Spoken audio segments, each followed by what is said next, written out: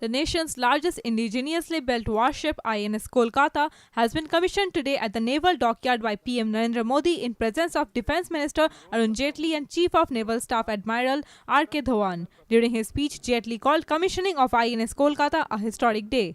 The Defence Minister said that it is a proud moment of all Indians as the country which buys maximum defence materials from the global market has indigenously built warship within the country.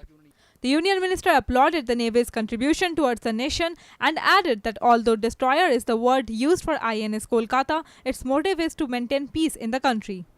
लेकिन धीरे धीरे जो हमारे निर्माणकर्ता है इस देश में और मजनोग डॉक्स ने उसमें एक प्रमुख भूमिका निभाई है कि इतनी क्षमता हासिल की है कि इस विशाल जहाज का निर्माण उन्होंने देश के भीतर किया है।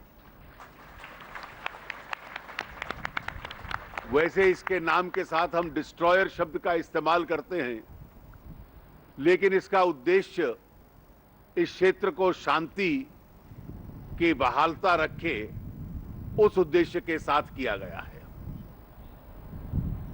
मैं मानता हूं कि इसकी कमीशनिंग के बाद नौसेना की क्षमता बहुत अधिक बढ़ेगी।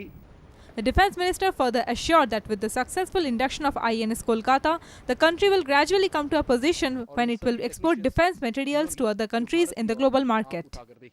देश की रक्षा के लिए जो सामान आवश्यक होता है उसका निर्माण आरंभ हो जाए, इसके लिए कई कदम हम लोगों ने उठाए हैं और मैं विश्वास करता हूं कि आने वाले वर्षों में उसका जो असर होगा वो स्पष्ट सामने नजर आएगा कि सेना का सामान दुनिया से खरीदने के स्थान पर दुनिया के पास बेचने की परिस्थिति में भारत अब उस दिशा में आगे बढ़ पाएगा। Powered by NNIS.